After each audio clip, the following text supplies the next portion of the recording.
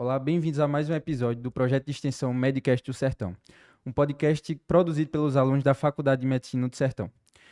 Me chamo Pedro, sou estudante do quarto período de Medicina e hoje a gente vai falar sobre um tema de extrema relevância na saúde da população, que é a obesidade. A gente trouxe esse tema pela sua extrema relevância nos dias atuais e pela sua data, que é o 11 de outubro, que está relacionada ao Dia Mundial da Prevenção da Obesidade. É, Hoje a gente trouxe um convidado extremamente importante e que está a par em relação a esse assunto, que é o Dr. Rafael Lucena. O Dr. Rafael é cirurgião geral e de cirurgias do aparelho digestivo. E aí, doutor, como é que o senhor está? Oi, Pedro, tudo bem? Inicialmente, queria agradecer o convite, né? Parabenizar pela iniciativa, cumprimentar a todos do Medicast, do Medicina Sertão. É sempre uma satisfação enorme, né? Estar falando sobre um tema tão relevante, né? Que tem um impacto brutal na saúde do paciente que tem a doença, a obesidade. Perfeito. O senhor pode, antes da gente começar, falar um pouco sobre sua trajetória na medicina, o que fez o senhor enraizar pela cirurgia geral e principalmente do aparelho digestório. O senhor pode nos contar um pouco sobre? Sim, eu entrei na faculdade de medicina em 2001, né? Eu me formei na Universidade de Pernambuco, em Recife, né? E já no início da faculdade, a partir do momento que a gente teve alguma atividade prática, né, Uhum. onde com utilização das mãos, né, e aí daí a parte que vem do cirurgião em si, do quiros, da utilização das mãos para desenvolvimento de uma atividade, né, na relação do cuidar com o humano. Então eu entendi, e também por uma questão de vocação, né, particularmente eu não tenho muito, como é que eu posso dizer a palavra exata, se não seria exatamente paciência, mas eu acho muito interessante quando a gente é capaz de intervir, modificar um estado de doença de um paciente, readaptando a saúde dele num intervalo curto de tempo. Isso aí me atrai até hoje, né? Através dos procedimentos cirúrgicos. A gente consegue intervir através das nossas mãos, de novas tecnologias, de aparelhos que a gente utiliza nossas mãos monitorando, né? Uhum. E dessa maneira a gente restabelece a saúde do paciente doente, né? Enfim, seja cirurgia de urgências ou de não urgências, né? E durante o transcorrer do curso, isso ficou cada vez mais claro, né? Eu não tinha absolutamente nenhum interesse mais intenso pelas disciplinas de clínicas, né? De atividades clínicas, né? E quando realmente, a partir do quarto ano, que é quando a gente cursou a cirurgia, a cadeira de cirurgia de aparelho digestivo, que inclusive o currículo é um pouco diferente do que é hoje, né? Esse currículo integrativo, que vocês têm essa acesso um pouquinho mais precoce. Então, a partir do quarto ano, na época, nós tínhamos cadeira da cirurgia do aparelho digestivo e já era possibilitado para nós fazer uns concursos de estudante para ingressar nos hospitais públicos de Recife como concursado da emergência. Então, nossa primeira experiência veio o Getúlio Vargas e depois veio o Hospital da Restauração, onde ficamos por 2 anos, né, no final de semana e durante a semana. E aí começamos a fazer os procedimentos, menores procedimentos cirúrgicos, supervisionados.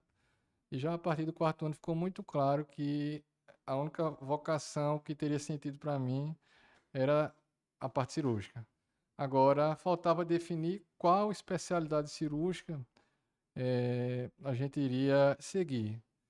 E aí, após terminar a faculdade, em 2006, já no final do ano, nós prestamos a prova de residência médica, né, para diversas instituições e optamos por, como passamos, né, no caso, na residência médica, com a opção de permanecer no Oswaldo Cruz, que era onde eu tinha estudado, e era uma residência muito forte, que envolvia não só atividades de cirurgia geral em si, mas como terapia intensiva, o adequado cuidado do pré, do trans e do pós-operatório do paciente. Era uma residência muito puxada, né? Muito intensa. Nós chegávamos a trabalhar praticamente 3 dias seguidos, muitas vezes, né? Dormindo 2, 3 horas. Então, foi um tempo enriquecedor do ponto de vista de treinamento e bastante exaustivo. mas que valeu a pena cada hora. E durante a residência de cirurgia geral, nós passamos pelas especialidades da cirurgia geral. E também por conta da influência do próprio serviço, né? Um serviço muito forte, aparelho digestivo, muito forte na videocirurgia avançada, né? Cirurgia bariátrica foi onde, daqui a pouco a gente entra no tema, foi quando a gente começou a ter contato com o paciente obeso já no primeiro ano da residência de cirurgia geral, e vendo o pós-operatório, vendo a sequência, acompanhando esses pacientes, e já no segundo ano começando a fazer as primeiras cirurgias, foi que já terminando a cirurgia geral, a gente optou por permanecer na área de videocirurgia, de videolaparoscopia, fazendo uma nova prova de videolaparoscopia, né, direcionada para o aparelho digestivo. E aí, ao fim do terceiro ano de aparelho digestivo, aí foi quando nós retornamos, né? E aí a sequência vem provas de título, né? Colégio Brasileiro de Cirurgiões, vem Colégio Brasileiro de Cirurgia Digestiva, título de atuação em cirurgia bariátrica.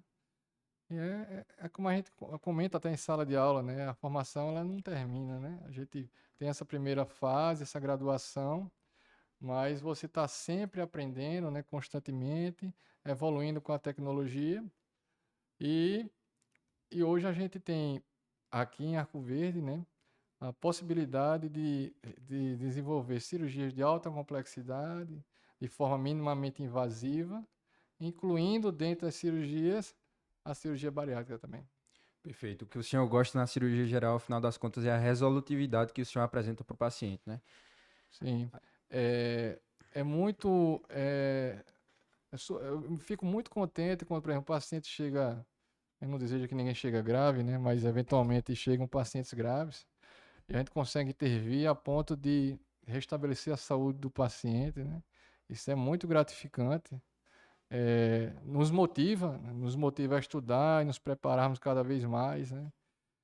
Evidentemente que os desfechos, eles nem sempre a gente tem a capacidade de todos os desfechos serem positivos. Agora, o que não pode deixar de acontecer, que é isso que a gente mantém, essa chama bem acesa, é o excesso de cuidado, né? Eu acho que a obsessão, no bom sentido, ela deve acontecer à medida que você se prepara e se dispõe a praticar alguma atividade cirúrgica, né, do ponto de vista de seja cirurgia laparoscópica, seja não laparoscópica, em cirurgias de urgência ou não urgência, mas o cuidado, o excesso o apuro técnico, ele tem que existir sempre, tá? O cuidado ele tem que ser 24 horas. Então, assim, eu não consigo entender, assim, não está disponível. Às vezes o paciente agradece pela disponibilidade, mas eu penso diferente. Eu penso que quem se dispõe realmente a fazer uma especialidade cirúrgica, ele tem que ter isso como sacerdócio. Ele tem que ter, não pode ter hora, a hora não tem que ser a dele, as urgências chegam em determinados horários. Você não pode condicionar um horário de acordo com seu bem-estar, mas sim o que faz diferença na saúde do paciente, especialmente quando a gente trata de pacientes graves. Então, sem dúvida nenhuma, esse impacto que a cirurgia geral em si, a cirurgia do aparelho digestivo, causa na vida das pessoas, isso vai sempre me deixar motivado. E até porque é galopante o desenvolvimento da área, tá? Cada vez novas tecnologias estão sendo incorporadas. Mais recentemente tem agora já possibilidade de você atuar utilizando uma plataforma robótica, né? Sim. E que à medida que a patente ela for caindo, como aconteceu em, em outras novas tecnologias, elas serão mais acessíveis em outros lugares que não sejam apenas eh, hospitais com grande condição financeira, mas com a quebra da patente, que é o que a gente espera, que a gente também tem acesso nos interiores das plataformas robóticas, que elas vão ajudar em alguns casos. Uhum. Mas certamente hoje a gente fica bastante satisfeito com o que a gente tem conquistado de resultados e o que a gente propõe ao paciente da pequena, média e alta complexidade do tratamento cirúrgico, especialmente do ponto de vista minimamente invasivo, né? Sem grandes incisões, né? Com alta precoce, menos dor pós-operatória. Então, sem dúvida nenhuma, isso eu acho que eu nunca vou deixar de ser um entusiasta da cirurgia minimamente invasiva. Perfeito. Já entrando no tema, eu queria que o senhor, como profissional, falasse um pouco sobre a obesidade, se é uma doença, se não é, e por que que na sociedade, ao longo do tempo, tem aumentado tanto a incidência dessa condição. A gente vê que cada vez mais as pessoas sofrem com isso, inclusive, são dados alarmantes. E aí, o que é que o senhor tem a dizer sobre isso? Pois é, isso é uma excelente oportunidade, né, para a gente comentar sobre esse tema de forma séria, colocando os dados reais, né, onde a obesidade ela é uma doença metabólica, ponto, tá? É uma doença onde existe um excesso de gordura circulante, um acúmulo excessivo de gordura, e isso vai levar ao acometimento de diversas doenças associadas à obesidade, né? Umas mais conhecidas do que as outras, por exemplo, todo mundo já tem um entendimento que a obesidade vai dar dor articular, sobrecarga de joelho, de coluna, de articulações. Todo mundo já também tem o conhecimento que a obesidade pode levar à hipertensão, pode levar ao diabetes, mas leva à apneia do sono, a apneia obstrutiva do sono, que pode culminar com morte súbita, por exemplo. Ela leva esteatose hepática. Esteatose hepática hoje, o excesso de gordura no fígado, depositado no fígado. Para você ter um entendimento, nos Estados Unidos, onde nós temos a maior quantidade de obesos, a esteatose hepática acentuada, levando à morte celular e regeneração celular, evoluindo para fibrose e até cirrose. A esteatose hepática nos Estados Unidos hoje já é a principal causa de transplante de fígado. Ou seja, superando as doenças virais, as hepatites virais, né? Então, assim, é um problema de saúde pública enorme, né, na sociedade, especialmente na americana. E aqui nós temos a bendita ideia de seguir o que acontece muitas vezes nos Estados Unidos. Mas falando ainda com relação às comorbidades, muita gente não sabe, mas a obesidade ela é fator de risco para 13 tipos de câncer. Nós estamos no mês de outubro Isso. rosa. O câncer de mama tem uma incidência aumentada nos pacientes obesos. A obesidade é um estado permanente inflamatório de aumento de radicais livres, tá? O que favorece um ambiente cancerígeno. Ela é fator de risco para câncer coloretal, para câncer de rim, câncer de bexiga, câncer de esôfago, câncer de estômago, alguns tipos de linfoma. Então, assim, quando você age no paciente na fase inicial de vida, no adulto jovem, isso tem um impacto na incidência, reduzindo alguns desses tipos de cânceres que têm relação com a obesidade. Você tem problemas de estigmatização social, depressão, fobia social. Nós temos insuficiência cardíaca por conta da obesidade, pseudotumores cerebrais. Alguns pacientes, eles chegam ao consultório e aí a gente, como nós somos especialistas, a gente toca no assunto quando está diante de um paciente obeso. Eu digo, quanto é seu peso, sua altura? Aí eu calculo o índice de massa corpórea, e aí eu vou conversar com ele, falar da importância do controle, do tratamento. Muitas vezes ele diz o seguinte, mas eu sou um obeso saudável, meus exames são todos normais. O meu primo, ele é magrinho, ele tem o colesterol alterado, eu não tenho não.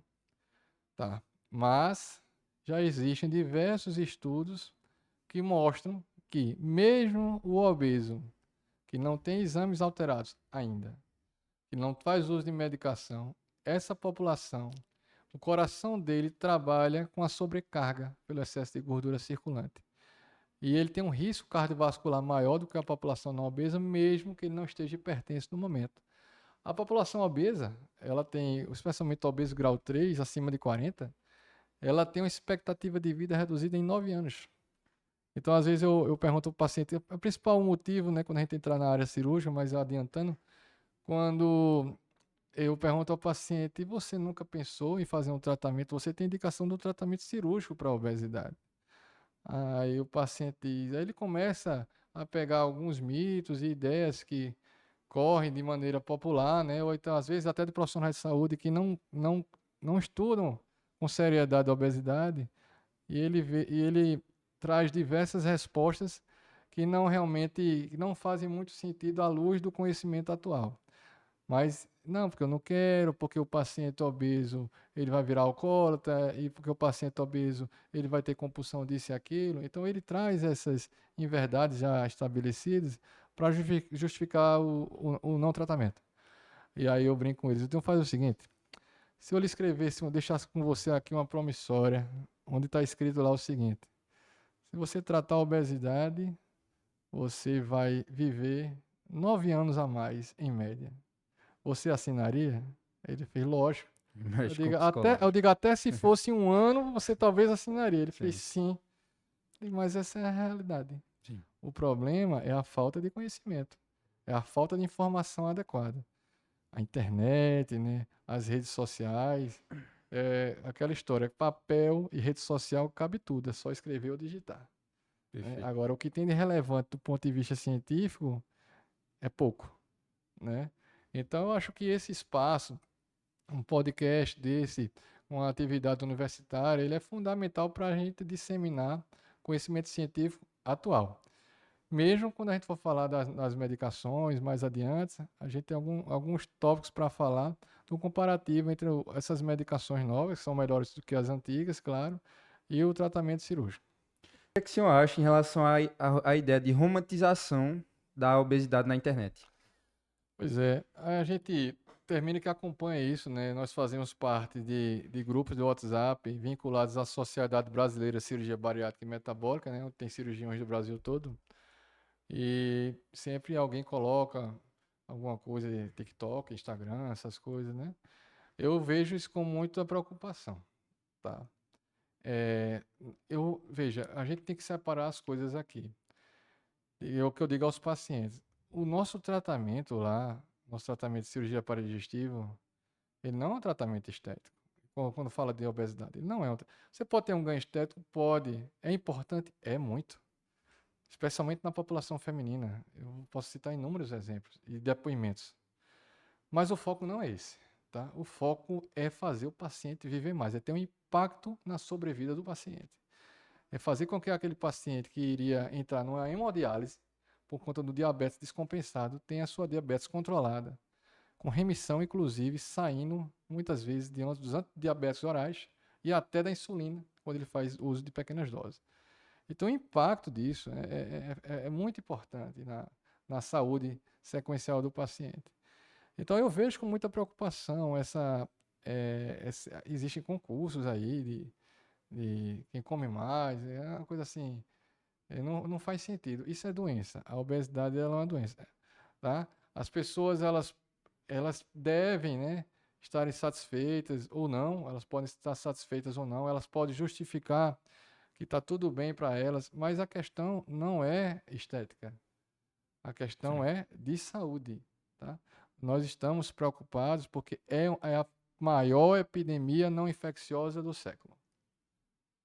Veja, no Brasil, o último censo mostrou que 21% dos pacientes estão obesos.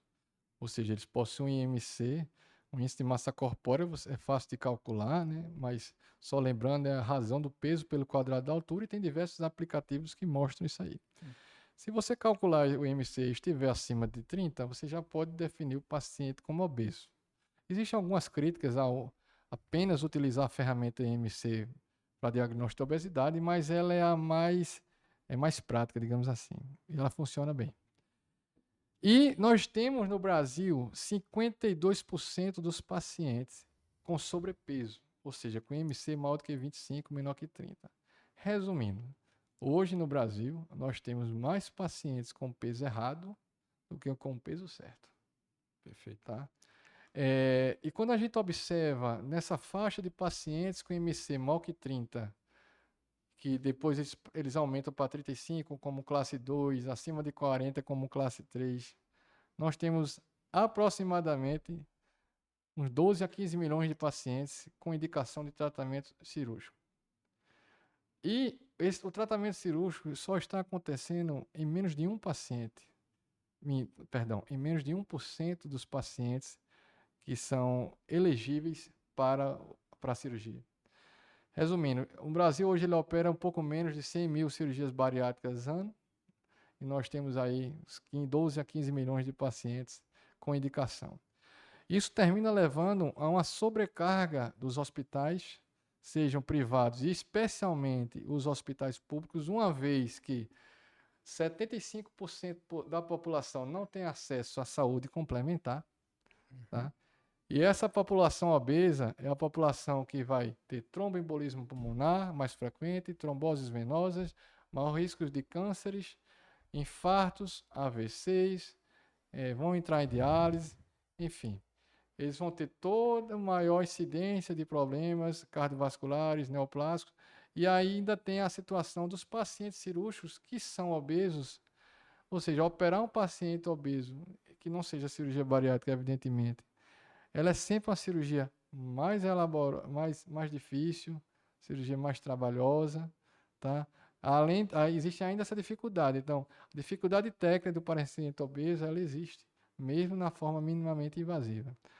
Então, eu vejo, confirmando a primeira resposta, eu vejo com muita preocupação a romantização da obesidade, tá? Uma vez que nós estamos dando um enfoque de cuidado de saúde. Perfeito. Recentemente houve, eu não sei se o senhor ouviu, um campeonato de fisiculturismo, que é um dos mais importantes hoje em dia. E aí eu gostaria de saber qual é a diferença metabólica entre uma pessoa que é obesa e um fisiculturista de alto desempenho. A gente entende que os dois precisam ter um acompanhamento médico extremamente rigoroso, mas em relação à fisiologia deles, o que é que eu vejo de diferente? Então, na verdade, são dois extremos, né? Isso. Num grupo você tem pacientes que têm um excesso de gordura circulante, que ele tem uma proeminência, além de ele ter excesso de gordura, ele tem uma hipertrofia do tecido adiposo, é a famosa que está muito em discussão hoje, é a chamada adiposopatia do paciente obeso. Nós temos diversos hormônios, como a leptina, que agem favorecendo um ambiente metabólico para a gênese da obesidade e manutenção. É a adiposopatia do paciente obeso. E aí, quando você tem uma comparação entre a relação da gordura, do excesso de tecido adiposo com a camada muscular, você tem uma sobrecarga do tecido adiposo e uma mínima quantidade de tecido muscular. O fisiculturista, que apesar de muitas vezes serem elogiados, é um tipo de esporte que tem riscos, né? E não é a musculação. Veja, a musculação é uma situação onde a gente recomenda a toda a população, certo? Especialmente o paciente obeso, a população idosa, tem inúmeros benefícios, a gente poderia passar bastante tempo falando sobre isso. O fisiculturista é aquele camarada que faz um esporte onde ele busca uma hipertrofia acentuada da musculatura, e isso acontece às custas de uma desidratação intracelular, tá? E essa sobrecarga de musculatura leva a também uma sobrecarga do trabalho do coração, levando muitas vezes ao paciente a hipertensão arterial, a aterosclerose, aumenta o risco de tromboembolismo por vasoconstricção que existe nesses pacientes na região periférica e riscos de infarto e AVC. E até porque uma parcela significativa desses pacientes que fazem o esporte fisiculturismo, eles fazem uso de anabolizantes, esteroides, que infelizmente estão sendo usados de maneira muito equivocada no mercado por coquetéis milagrosos, né? Que são verdadeiros absurdos, uma vez que a Sociedade Brasileira de Endocrinologia já proibiu o uso. É até ilegal a forma como está acontecendo, mas infelizmente não há muita jurisdição nem proibição disso. Mas eu também os excessos, eles são sempre ruins, né? E o fisiculturista, que muitas vezes fazem uso de anabolizante, eles têm um risco cardiovascular também aumentado. Então nós temos dois extremos, onde um tem um excesso de gordura e o outro tem excesso de hipertrofia da musculatura, mas que os dois têm risco cardiovascular. Perfeito. O senhor, como médico há muitos anos, poderia citar para a gente alguns exemplos onde a obesidade, de fato, prejudicou a capacidade daquele paciente de viver por mais tempo? Uma coisa específica, um relato onde o telespectador vai entender melhor essa questão. Tem muitos exemplos, né? Veja, recentemente, deve ter uns 6 meses isso, chamou bastante atenção. Teve um paciente que ele chegou ao nosso consultório há 3 anos. E eu lembro demais desse caso, que ele estava diabético, com diabetes descompensado, tá? E ele estava iniciando o uso de insulinoterapia. O que é isso? Então, assim, o paciente que tem obesidade, ele começa a ter um aumento da resistência insulínica, né? A insulina ela tem dificuldade de colocar a glicose que está circulando no sangue para dentro da célula. Então, você tem a hiperglicemia. E nosso organismo ele vai lutando contra isso, né? Tentando reduzir essa glicose circulante. E aí chega um momento que sozinho ele não consegue, você começa a dar antidiabético oral, medicações, e mesmo as medicações, elas são utilizadas por um tempo, se nada for feito, esse ambiente persistiu, o pâncreas trabalhando em excesso, ele começa a diminuir a produção ou então a qualidade da insulina produzida. Ela não dá mais conta nem com o uso do antidiabético oral. E aí você insere insulina nesses pacientes. Eu lembro que, conversando com ele, eu digo, olha, você é um paciente com potencial de gravidade muito grande. Já está praticamente entrando em insulinoterapia. Então, a cirurgia ela tem uma importância vital para você. Hoje eu não diria que a sua cirurgia é uma opção, não. Certo. Ela tem que ser feita. Agora, é como eu digo a todos os pacientes, a gente fala, a gente coloca evidências científicas reais, a gente é honesto, fala vantagens, desvantagens, prós e contras, como é que deve ser, que a cirurgia é uma ferramenta e que existe uma coparticipação fundamental do paciente junto com a equipe multidisciplinar. Enfim, a gente tem essa conversa muito clara. E aí, da mesma forma, só que eu não posso tomar a decisão. Sim. O cirurgião, o médico, ele não pode tomar decisão pelo paciente. Ele coloca as cartas na mesa, se propõe a fazer o procedimento, a gente está falando de procedimento cirúrgico, se propõe a fazer o procedimento, se prepara para isso. Tem que ter uma equipe, um hospital estruturado, né, que esteja 24 horas à disposição da população. O paciente ele pode adoecer à noite, ele pode precisar de você à noite, de uma revisão, de madrugada e tudo, uma intervenção, inclusive, à noite, operatória. E nós temos essa vantagem aqui no Memorial Arco Verde de disponibilizar isso. E eu sei que o paciente é aquela história, ele tem medo, ouvi falar isso e aquilo, ele sumiu. E aí, nos últimos 6 meses, ele voltou, né? O diabetes já em insulinoterapia em doses elevadas, com as excretas nitrogenadas totalmente alteradas, praticamente já entrando em hemodiálise. Sim. E aí o cenário mudou. O que eu digo é o seguinte, olha, quando a gente faz um pré-operatório para avaliar a condição clínica do paciente, o que aconteceu até aquele momento, nós não vamos reverter. Ou seja, o paciente teve hipertensão descontrolada, diabetes controlada, formou placas de ateroma, coronariopatia difusa, nós não conseguimos reverter. Mas, a partir do momento que ele controla o diabetes, controla a hipertensão, controla a dislipidemia, a gente estabiliza e evita a progressão da doença. Então, aquela coronariopatia difusa a gente consegue estabilizar,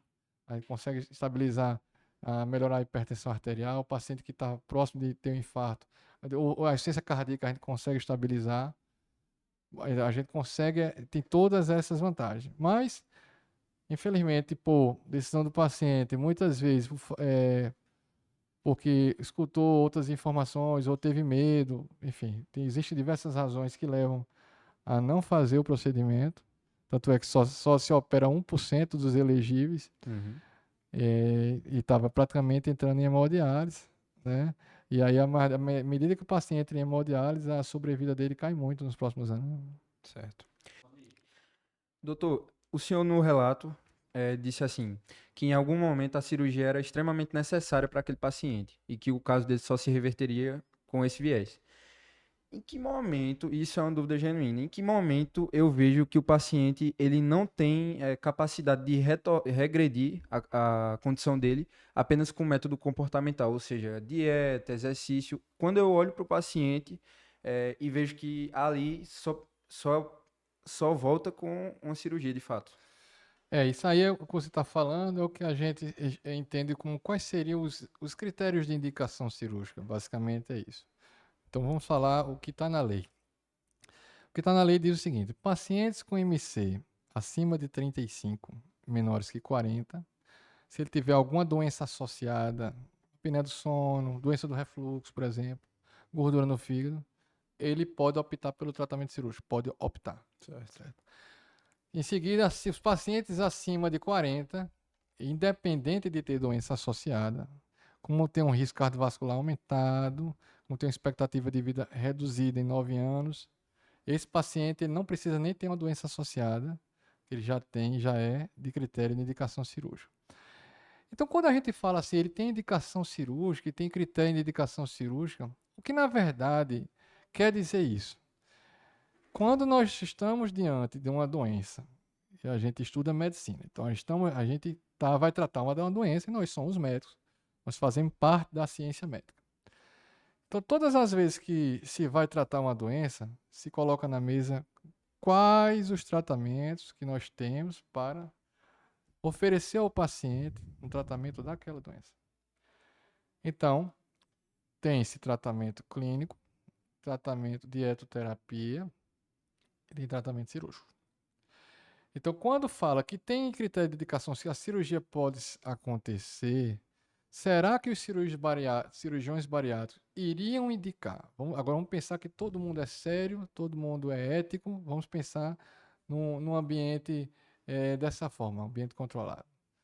Pensando dessa maneira, será que todos os cirurgiões bariátricos indicariam um procedimento operatório num paciente que tivesse resultados iguais ou melhores com a terapia não cirúrgica?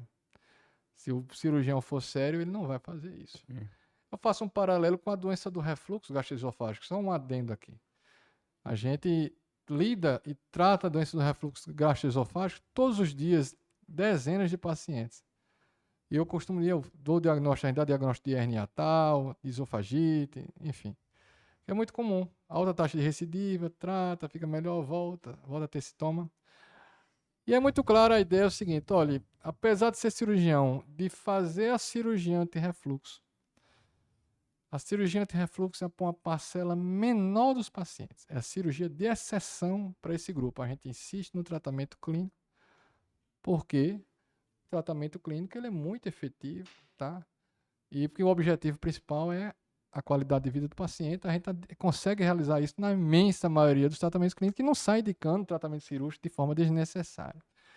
E aí, voltando à questão da bariátrica, ainda tem um outro critério. Os pacientes com IMC acima de 30, ou seja, obesidade grau 1, entre 30 e 35, que são diabéticos tipo 2, o diabetes adquirido na vida adulta. Sim. E estão obesos, evidentemente. E que tem acima de 30 anos, menor e mais que 10 anos de diabetes, mas que ainda não requer insulinoterapia, com laudo do endocrinologista confirmando toda essa história.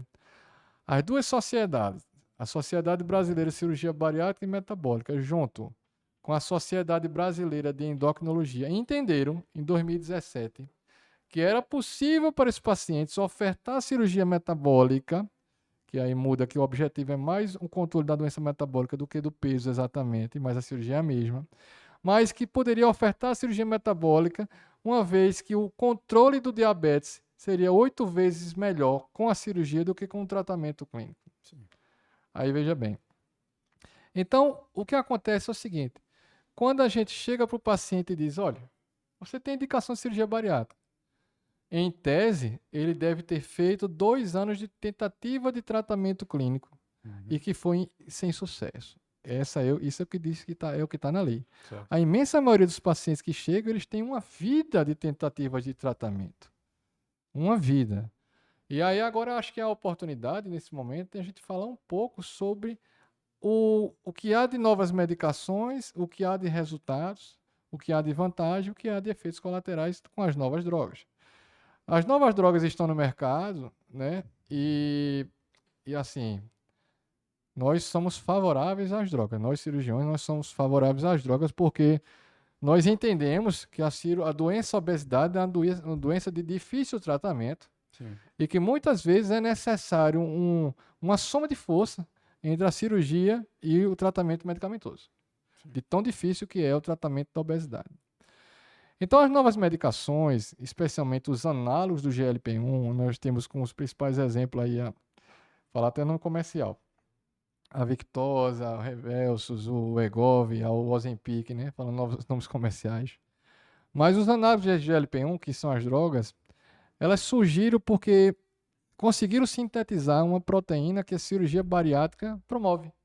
Dentre várias proteínas que a cirurgia bariátrica promove, mudando o eixo neuroendócrino, ou seja, o eixo que está na regulação da fome do hipotálamo, enviando novos hormônios intestinais, garantindo saciação precoce, reduzindo o volume do conteúdo alimentar.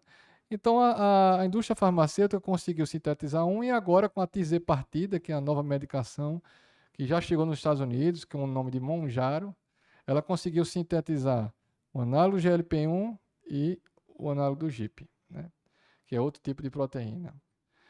Então, a indústria farmacêutica, ela busca encontrar uma saída medicamentosa que tenha absolutamente os mesmos resultados da cirurgia bariátrica. O que precisa ficar claro nesse momento é o seguinte: as medicações atuais, que são até melhores do que as antigas, mas elas têm uma utilização de um pulso não fisiológico. O que é isso?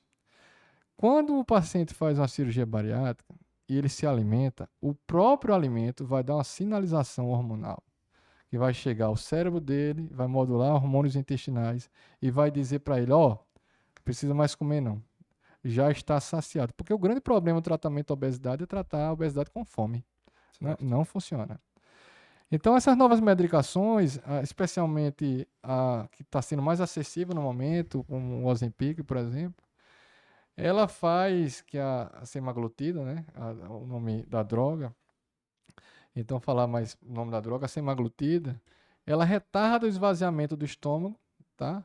Fazendo com que o paciente tenha a sensação de cheio e evite a ingesta alimentar. Só que esse pulso ele é não fisiológico. Então, o relato de muitos pacientes é da intolerância ao tratamento. À medida que você aumenta a dose, o paciente não consegue, porque ele vomita, ele tem náusea, ele tem essa sensação de empachamento, ele tem irritabilidade, ele tem insônia. Fora alguns efeitos colaterais que cada vez mais aparecem, inclusive até relatos de arterite, de nervo óptico levando à cegueira, em casos raros. Então, o que a gente entende é o seguinte, olha, são boas medicações, são, claro, são melhores do que as antigas, mas elas precisam passar pelo crivo do tempo. Sim. Se você ao pensar, a gente está falando de cirurgia bariátrica hoje, mas a primeira, ela vem da década de 60. O camarada que fez a primeira cirurgia bariátrica, ele fez ali na década de 60, ou seja, são 60 anos de cirurgia bariátrica sendo aperfeiçoada, milhões de pacientes operados, estudos claros de longo prazo mostrando evidências em nível A de conhecimento. E as novas drogas, que são a vedete do momento, elas precisam sim passar pelo crivo do tempo. Nós temos que ter um pós-operatório, um uso de longa data. Temos que entender melhor os efeitos colaterais. Temos que saber se é para todos os pacientes. E tem que ficar claro o seguinte: é de uso crônico. É feito remédio de pressão. Tem que usar para sempre. Certo. E aí a questão da tolerabilidade. Porque quando não usa para sempre, o estudo já mostrou. O paciente, aí eles colocam, perde 20% do peso total, 22% do peso total, a cirurgia perde 40%, às vezes 45% do peso total. Só que quando para a medicação, 85% dos pacientes recuperam todo o peso. O que a gente costuma ver hoje no consultório, com o boom das drogas, é o seguinte, era o paciente que não pensava em operar de jeito nenhum, aí ele usou a droga, aí ele perdeu o peso, depois ele recuperou e ganhou todo o peso novamente, aí ele procura um ambiente cirúrgico. Então, assim, cada tratamento tem suas vantagens e desvantagens, tá?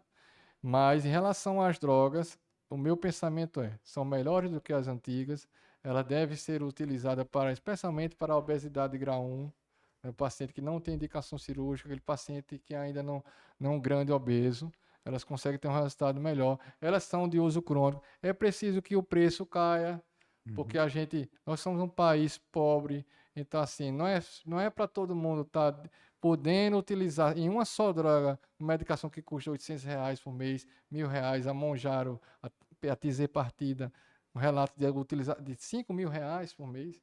Então isso aí vai atingir um público muito pequeno, né? E o problema de saúde pública vai continuar, né? Milhões de pacientes continuarão obesos, não terão acesso à medicação na fase que deveria usar, na obesidade grau 1, eu nem consigo discutir ainda, independente do endocrinologista, com um estudo sério mostrando um comparativo. Isso aí já está claro. Quando você compara o tratamento cirúrgico com o tratamento clínico medicamentoso, mesmo com as novas drogas, o tratamento cirúrgico ele perde mais peso, ele resolve melhor as comorbidades e a longo prazo ele mantém melhor o peso perdido e o controle das doenças associadas.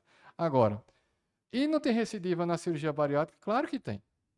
A cirurgia bariátrica hoje, talvez o capítulo que mais se discuta é o reganho de peso pós-cirúrgico. 20 a 25% dos pacientes operados, eles terão um reganho de peso significativo, muitas vezes precisando de uma segunda cirurgia. Daí a gente volta àquele assunto que você tocou no início, a necessidade da multidisciplinaridade acompanhando esse grupo de pacientes, né? Ele tem entendimento. Eu sempre digo, ó, vocês têm que ter. Você está preparado? Estou preparado. Você tem maturidade para fazer a cirurgia? Você vai ter responsabilidade. Você vai ser um autor, você vai ter compromisso com sua própria saúde. O dia vai acabar sem você ter feito atividade física. Vai fazer acompanhamento nutricional, endocrinológico, retorno ao cirurgião. Ah, não sei se eu vou, não sei, eu não gosto disso. Então não faça. Então não faça, tá? Agora, se você quiser ter uma mudança na sua vida, viver melhor e tiver a oportunidade, porque muitas vezes o paciente entra em contato direto comigo, doutor, eu queria fazer, mas eu não posso. Eu não tenho condições de fazer, né? E o serviço público, hoje a gente sabe que existe uma fila, muitas vezes, de anos, né? Alguns hospitais, 2, 3 anos de fila, né? O melhor hospital tem uma fila menor que 1 ano, mas é raro. Enfim, se prioriza pacientes cada vez mais graves, com MC maiores. Enfim, tem toda essa dificuldade do tratamento, tá? Acho que é isso, né? Professor, o senhor falou de drogas, citou esse tipo de tratamento, esse viés. Porém, hoje em dia a gente vê muito o uso indiscriminado desse tipo de droga, desse tipo de substância.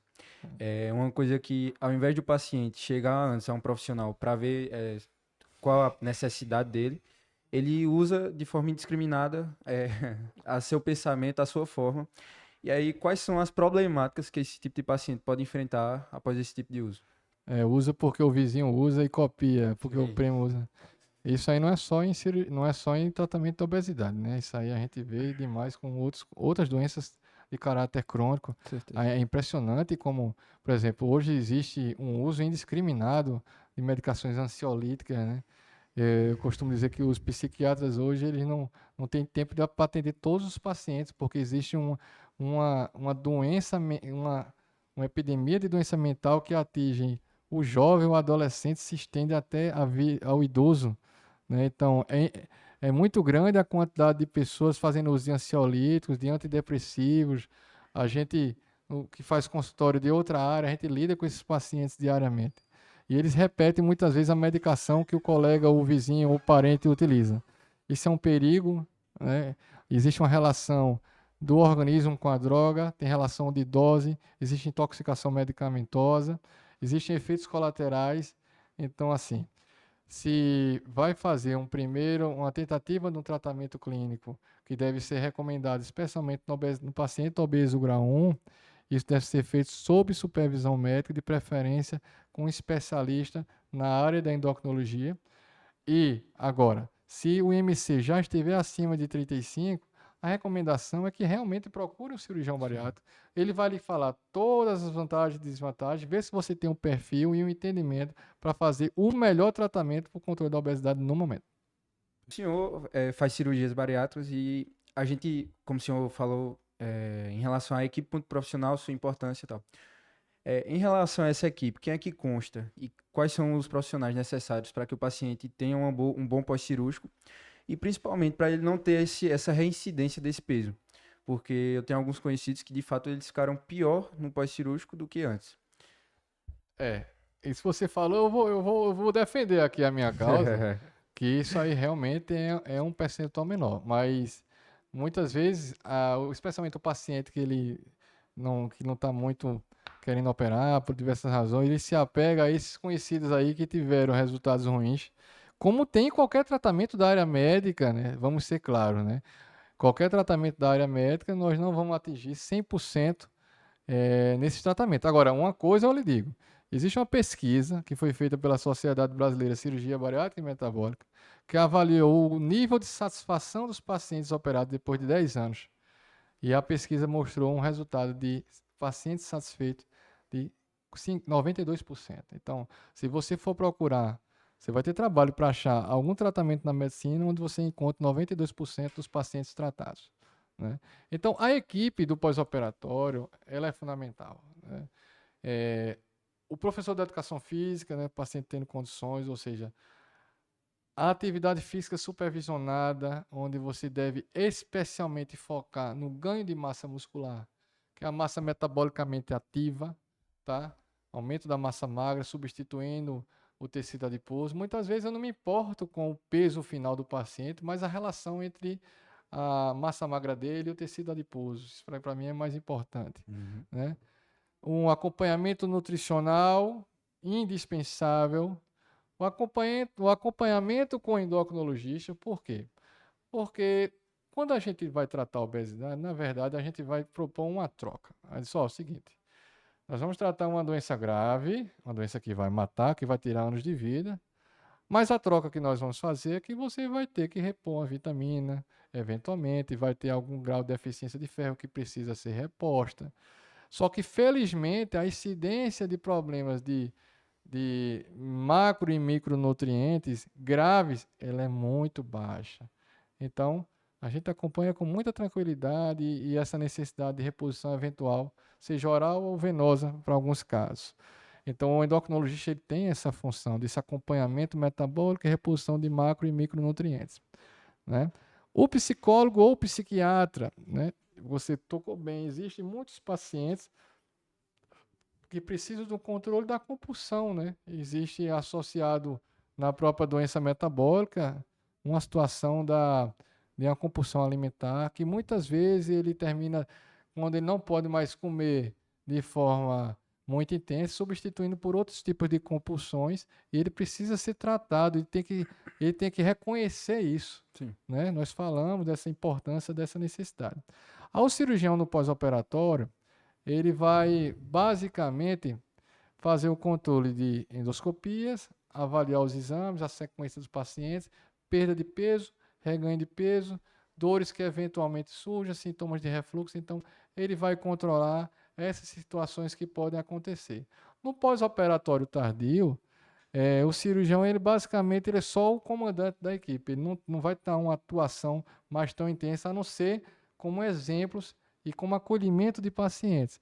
A gente, eventualmente, os pacientes que reganham peso, eles ficam com medo lá da gente, e ficam de levar carão e Receoso, né? tudo, receoso de voltar, e fica um ciclo vicioso. Ele some do consultório porque ele ganhou peso, porque imagina que a gente vai reclamar, e aí não volta e sai reganhando peso, e quando está no limite, ele entra em contato, fica com vergonha, e a gente diz: olha, gente, não parar com isso. Nós vamos conversar, vem aqui, nós vamos conversar, nós vamos entender o que aconteceu, vamos traçar um planejamento.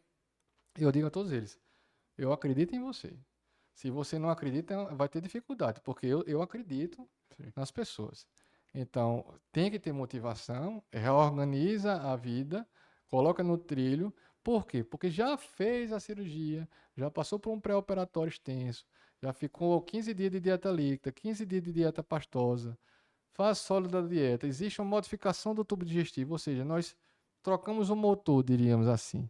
Esse motor ele tem uma potência diferente, agora ele precisa ser estimulado, precisa reorganizar as atividades pós-operatórias. E aí a gente faz um planejamento da seguinte maneira: eu digo, olha, você ganhou 12, 14 quilos, a gente não deseja que você perca isso em um mês, em 2 meses, não pode ser assim. Tem que ter um planejamento. Vamos programar um ano de terapia, com retorno, fazendo tudo que é certo, e aí é possível a gente recuperar esse peso que foi perdido. E existe uma área, a doença ela é tão grave, você vê, que mesmo nós modificando o tubo digestivo, seccionando o estômago, fazendo desvio intestinal, tirando 70%, 80% de massa gástrica, mesmo assim, o paciente tem recidiva. Sim. É impressionante. Então, existe uma área na cirurgia bariátrica que tem crescido muito hoje, que chama-se cirurgia revisional.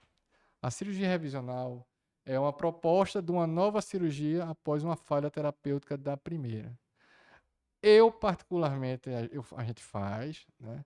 Mas eu chamo a atenção de todos os pacientes, do início à alta do pós-operatório, às voltas, que vamos fazer uma cirurgia só. Não vamos entender que eu faço a cirurgia agora, se eu relaxar, daqui a 10 anos eu faço outra. Não pode ser entendido assim. É claro que nós vamos estender as mãos para o paciente, porque existem situações que fogem do controle. Enfim, ninguém vai abandonar o paciente, mas ele não pode ser tratado assim, faz a primeira cirurgia e já de olho na segunda, de forma alguma. Jamais. Mas existe sim essa situação, a gente vê muito paciente de fora que operou em outro canto, nos procura para a gente fazer um outro tipo, outra modalidade cirúrgica na tentativa de recuperar e eliminar aquele peso que ele ganhou no pós-operatório. Perfeito. Doutor, obrigado pela participação. A vocês que acompanharam até aqui, um grande obrigado. A toda a equipe da... Obrigado a todos da equipe do podcast. E vamos encerrando por aqui. Comentem, curtam, deixem o like e se inscrevam, beleza? E, professor, por favor, doutor, por favor, se despeça. Bom, Pedro, amigos do Medcast, Medicina Sertão, eu queria agradecer a oportunidade, tá? É sempre um prazer falar de temas bastante relevantes, especialmente a obesidade, né, que é algo que está em muita evidência no momento, das particularidades dos tratamentos, especialmente da segurança que tem o tratamento cirúrgico, de nós que estamos aqui na região do Sertão do Mochotó, no estado de Pernambuco, conseguindo fazer e ter resultados excelentes, tá? Que batem com a literatura nacional de forma minimamente invasiva, com alta precoce. O paciente começa a caminhar no mesmo dia de operado, já iniciamos a dieta líquida no mesmo dia, com pouca dor pós-operatória através da videocirurgia, tá? Então, para mim, foi um prazer e eu me coloco à disposição para retornar o mais breve. Grande abraço a todos. Maravilha.